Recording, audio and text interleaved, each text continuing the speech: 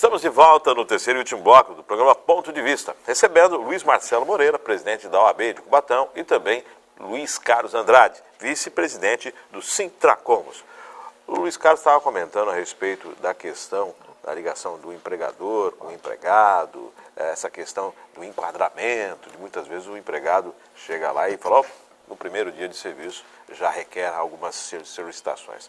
Luiz Marcelo queria comentar a respeito? O Luiz Carlos foi muito feliz quando falou em duas palavras, o PAT e fiscalização. Nós não precisamos de legislação nenhuma, só cumprir o que já tem. Então você tem duas legislações que eu citei, que é a criação da comissão, onde você tem que discutir as políticas públicas de emprego com os entes que fazem parte dessa comissão, e o PAT. E o PAT, engraçado, que o Luiz Carlos falando, eu lembrei, nós também fizemos uma denúncia no MPT, no Ministério Público do Trabalho, com relação à fraude de domicílio no PAT. E o MPT recebeu, só que falou que era incompetente, que ali estava mais tipificado como um crime do que como uma denúncia contra o trabalho. Discordo, mas tudo bem. E remeteu essa denúncia para o primeiro DP aqui de Cubatão. O que é? É uma empresa, uma grande empresa que acho que está na área aqui de Cubatão ainda, que ela recebeu o currículo dos funcionários de pretendente aos cargos. Esse currículo continha um endereço fora de Cubatão, ela inseria nesse currículo, inseria no computador, né? Nós temos, inclusive levamos até as provas. E ela inseria um endereço aqui de Cubatão. E tem, eu não me lembro agora o nome certo da rua e o número. Acho que Nossa Senhora da Lapa, ou Nossa Senhora de Fátima aqui em Cubatão, num determinado endereço, lá num determinado número, tinha mais de 100 pessoas com aquela residência, naquela residência. Então, isso é uma fraude ao PAT. Falta de fiscalização, Luiz Carlos. Mas combinando com o que o senhor está colocando, doutor, isso aí a prova é cabal. Por exemplo, agora vai ter a parada aqui na refinaria, correto? Isso. Então o sindicato tem bastante atas. Toda vez da parada, quando eles fazem depois eles fazem uma greve lá também, para ganhar, porque eles são contratados por prazo determinado. Isso. E nós quebramos isso com o acordo sindical, para ele ganhar o aviso a partir de 10 dias, coisa parecida assim. E outras ajudas, né? E uma dessas ajudas é a passagem de volta. Está lá, bem tácito lá na redação, que eles requerem o pagamento de volta, que não, em tese não estaria obrigatório com o contrato de prazo de obra certa, né? Ou prazo determinado. Então, nós temos N atas lá, justamente para referendar isso que você está falando. Se ele era da cidade, por que ele veio? Então, nos acordos coletivos, doutor, indo na mesma direção, nos acordos coletivos a gente coloca até como gaiofa, mas valendo aqui. Fala, bom, então, se o alojado custa R$2.000, então eu quero esse mesmo R$2.000 de ajuda de custo para os locais, porque a empresa está sobrando dinheiro. Se ele tem dinheiro para pagar o alojado, então ele que repassa via acordo coletivo os R$2.000 para os trabalhadores locais, porque aí eu inibo a vinda do trabalhador de fora. Só que eles dão um pulo, né, não aceita de forma alguma essa questão, porque aí eu resolveria esse problema de maneira legal, que só viria o cara de fora que fosse o cara que dominasse tudo. É necessário e imprescindível a empresa. Essa questão que você falou dos alojamentos, a OAB já vem lutando contra essa questão dos alojamentos, então esse modo que está se vendo agora é o novo modo operante. Não se tem alojamento, mas se utiliza o mesmo endereço para domiciliar vários trabalhadores de fora, é isso? Exatamente. Essa discussão, essa briga no bom sentido aí dos alojamentos irregulares, né? Contrário a toda a legislação, as NRs, né? Luiz Carlos pode até falar um pouco mais com propriedade, vem sendo combatida há mais de 10 anos. Né? Seja pela comissão nossa, seja pelo sindicato. Anteriormente existia aqui uma comissão dos vereadores, eu acho que era o Geraldo Guedes, e naquela oportunidade, quando foi feito algumas diligências, essas empresas, né, Luiz Carlos, ficaram assim meio arredias e foram para outras cidades, como ali no bairro José Menino. Vários trabalhadores que estavam lotados e morando aqui em Cubatão de forma irregular, nesses alojamentos inapropriados, que não tem a capacidade de abrigar um ser humano, mas de forma alguma?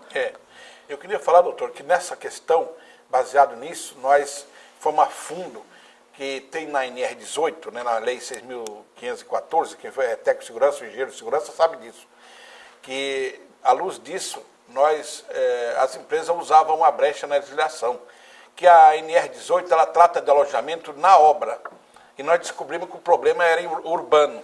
Então, na NR18 tem o chamado CPR, que é local aqui, e depois estadual, e depois na nacional é CPN, ou seja, Comitê Regional Permanente de Segurança. Então, inclusive, nas reuniões, nós chamávamos as indústrias de Cubatão, mas tudo era omissa, não comparecia. Apesar do o Sereste ia, o Severeste Santos também ia, que é o Centro de Referência do Trabalhador, que também conhece bem, está aprofundado nessa área aí, está ligado. Mas então nós criamos a redação, que não tinha na lei. Então nós transformamos arrumamos um capítulo, um adendo para colocar na legislação que trata de alojamento, a habitação coletiva. Então, por quê? Como estava só alojamento, nem o fiscal federal, nem o fiscal municipal tinha acesso a entrar na tua casa, que você transformou ela, alugou para uma empresa e transformou ela em alojamento. Aí você tinha aquelas roupas penduradas, as crianças passando, as pessoas com vestes menores, e tudo, todo mundo disciplinava. Então nós arranjamos, o comitê ele é tripartite, né? O governo, que é o Ministério do Trabalho, o sindicato patronal, que é o Sinduscom, e as partes, outras sindicatos de trabalhadores, e também nós incluímos o trabalhador em condomínio, o sindicato patronal de condomínio também, havia muitas reformas em condomínio, dava muitos acidentes. Então nós criamos a legislação aqui, foi para consulta no Ministério do Trabalho a nível nacional, e Luiz, junto com isso também veio também a portaria 180, que inicialmente foi feita para os rurais, que também estendeu para os demais funcionários, que hoje, para deslocar um trabalhador do Maranhão, do Piauí, de qualquer local do Brasil, ele tem que fazer uma lista do trabalhador, mandar para a Polícia Rodoviária Federal local, e os trabalhadores têm que sair registrado da sua origem para vir para cá, e tem que dizer aonde vai. Então, só que isso, infelizmente, não é levado a cabo. Mas nós temos, inclusive... Legislação tem. Execução tem, execução que é difícil. Mas na hora que a gente vai sentar com as empresas, você dá a cópia da portaria para as empresas, elas ignoram de cara aquilo ali. Mesmo a empresa sendo local, ela não assina aquilo ali. Se ela era local, que não atingiria ela devia assinar até para abonar. Ela seria mais beneficiada, que combateria as empresas de fora, e não aqui. Mas elas também recuam. Não sei, os advogados deveriam ajudar nisso, mas não ajuda, ela se recua para não fazer, porque se você não tem, é igual a CBO, por exemplo, aí fugindo um pouquinho, o sindicato patronal, daquele sindicato que não se abre, ninguém conhece, muitas vezes, nesse período também de crise, é muito combatido, o próprio sindicato é combatido, né? Porque tem um sindicato que não tem estrutura e tem um sindicato que tem estrutura. Então, aquele sindicato que não tem estrutura faz alguma barbaridade, sobra para nós que temos mais de 50 funcionários, 6 prédios próprios na Baixada, nós temos tudo isso. Gostaria de aproveitar essa oportunidade para estar falando, porque é muito interessante, porque às vezes o trabalhador fala, eu pago o sindicato para quê? Não, nós temos 6 prédios próprios, mais de 50 funcionários, a maioria, o trabalhador tem isso, né? Tem, é o escritório dele, a extensão dele. E o nosso presidente hoje, por exemplo, Macaé, mandou um abraço, e toda a nossa diretoria, ele está deslocando para numa reunião da Força Sindical Estadual em Bauru, hoje, né? Por isso que ele não está presente, e a gente está tentando aqui substituí-lo. Então, Luiz, as nossas ações, elas estão em várias áreas. Inclusive, essa sentada que nós vamos sentar agora, vamos trabalhar para ver se as empresas que vêm, por exemplo, tem esses viadutos que são feitos, às vezes tem empresa de fora e sindicato de fora também. Também tem agora isso. Os sindicatos têm por exemplo, você não ouviu falar que teve acidente nessa segunda via da pista da Imigrante. Não há propaganda de coisa boa, né? Mas você vê que não teve acidente lá, por causa da nossa atuação. E, inclusive, aquele pessoal foi representado por um outro sindicato. Mas nós estávamos lá porque o trabalhador trazia a demanda para nós e nós íamos para cima. Aqueles túnel, trabalhar com armandado, aqueles buracos enormes para poder caber aquelas... Qualidade, para dar um mínimo então, de qualidade. Não houve propaganda disso, porque foi tudo, graças a Deus, positivo. Então, as coisas boas que é feita é igual a assistente social, né? Não aparece o trabalho da assistente social, mas ela tem um trabalho por trás, que houve uma faculdade por trás e muitos anos de experiência. Experiência e entendimento, então, né? As coisas boas não tem propaganda, infelizmente. Mas nós temos... O Luiz comentou aqui, o Luiz Andrade, o Carlos Andrade comentou, o Luiz Marcelo, a respeito dessa questão. O trabalhador, quando ele vem de fora, ele é mais caro para o empregador. Ele tem o alojamento, as refeições, ele tem tudo aquilo que, na verdade, o trabalhador local não incide sobre esse custo. Qual é a vantagem, então? O que acontece nessa matemática, que o empresário tem uma matemática visando o lucro? O que acontece nesta matemática que vale mais a pena trazer uma mão de obra, a qual ele encontra aqui, de fora, e ter esse custo a mais? Qual é a vantagem para o empregador? Matematicamente, resumindo, matematicamente, eu não sei se o trabalhador que vem de fora, ele vem ganhando todos os direitos. Eu entendo, e aí eu falo como advogado de trabalhador, que o trabalhador que vem de fora, ele tem vários direitos sonegados. Sim. Ele tem direitos aviltados, né? Principalmente quando vem através de terceirizadas. E aí eu acho muito interessante, o Luiz Carlos falou que as empresas locais, às vezes, numa mesa redonda, não assinam aquela determinada situação e ela não seria prejudicada. E aí assinam até a pedido dos advogados dela. Não é meu caso, né? Mas eu tenho uma ideia, por exemplo, a nossa querida DAD que faliu. Isso. Né?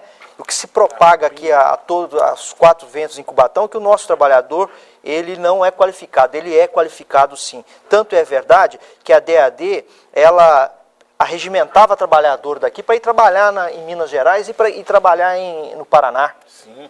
Então, isso é conversa, é balela. Então, Cubatão tem trabalhador sim, todo qualificado, né?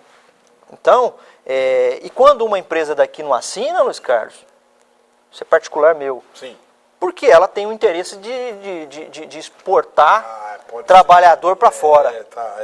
Aí ela vai falar assim, olha, eu vou assinar isso aqui, depois o Luiz Carlos e o Macaé, e a OAB, que é chata pra caramba, vai falar assim, olha, eu estou em um compromisso aqui e estou fazendo isso lá. É verdade. Então pode ser isso. Tem segundas intenções, é verdade, tem razão. Senhores, nós estamos chegando ao final do... Sim? Márcio, eu queria falar da criação do Parque Tecnológico em Cubatão. Rapidamente, estamos chegando ao finalzinho já. Eu acho já. que o Parque Tecnológico é uma coisa que deve ficar. Uma fundação aí na cidade é necessário. Para nós temos que falar em incubadora, falar em APL, tudo isso... Vamos marcar um programa específico para falar dessa pauta. Mesmo. Falar do Parque A Tecnológico. geração de emprego é necessário e ela não depende do prefeito de plantão, nem do vereador de plantão. Tem que ser para vários mandatos, vários governos. A oportunidade, para encerrar, a oportunidade é amanhã. Falei com você. Também. Houve a criação da Comissão Especial de Vereadores, eu recebi o convite ontem. O Luiz Carlos deve receber, e se não receber pode vir porque é público. Então, é uma Comissão Especial de Vereadores para buscar soluções para resolver o problema do crescente desemprego de Cubatão, objetivando o comprometimento das principais indústrias de nossa cidade junto aos trabalhadores de Cubatão. Você vai ter essa oportunidade de falar isso aqui amanhã. E regionalmente nós temos o fórum agora que está implantado Crescer Baixada, lá no Sindicato dos Engenheiros também e na AGEM também. Nós estamos indo funilando essa discussão.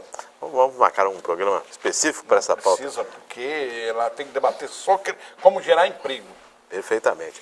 Estamos chegando ao finalzinho desse ponto de vista. Eu queria as considerações finais, começando por Luiz Carlos Andrade, Sintracom. Eu quero agradecer a Deus e também a você e a equipe sua que proporcionou esse espaço maravilhoso. Eu acho que está estreando isso, que numa cidade de um parque industrial teria que ter esse debate permanente assim nas TVs públicas e a Câmara aqui, que eu queria agradecer também a todos os vereadores, principalmente o presidente Aguinaldo, que proporcionou esse espaço para nós, e a OAB também que está aqui. Também queria lembrar que o nosso ex-presidente da OAB hoje é desembargador, o Dr. Flávio Villani também. Bem lembrado. Né? Então, dizer que Cubatão produz mão de obra qualificada em todos os setores, inclusive na área sindical, que eu tenho orgulho de morar nessa cidade e tentar cumprir minha função de dirigente sindicais, o mais antigo da minha entidade aqui em atividade, e nós procuramos não ser omisso naquilo que é fundamental para o trabalhador. Obrigado, Luiz. Luiz Marcelo Moreira. Eu agradeço novamente o convite, um prazer enorme estar do lado do Luiz Carlos, ao seu lado aqui, e um abraço a todos os vereadores, eu faço na pessoa do presidente Aguinaldo, e espero que a partir de hoje, né, Luiz Carlos, Isso. que OAB e sindicato ajudem a população de Cubatão.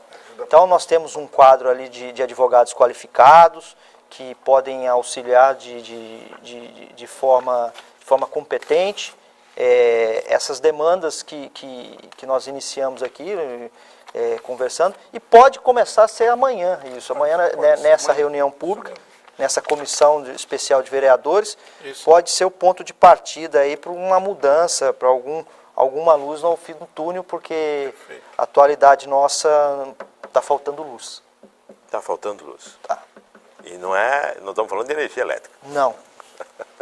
Agradecendo aqui a participação de Luiz Carlos de Andrade, Luiz Marcelo Moreira, e agradecendo a sua audiência, a sua companhia, mas lembrando sempre que este é um programa que é feito não só a 4 mãos, a várias mãos. Nós temos aqui os câmeras, temos a parte técnica, e a eles é o nosso agradecimento. O pessoal que trabalha por trás das câmeras e faz de tudo para que tenhamos a melhor qualidade para levar até você o melhor conteúdo dentro da sua TV Câmara.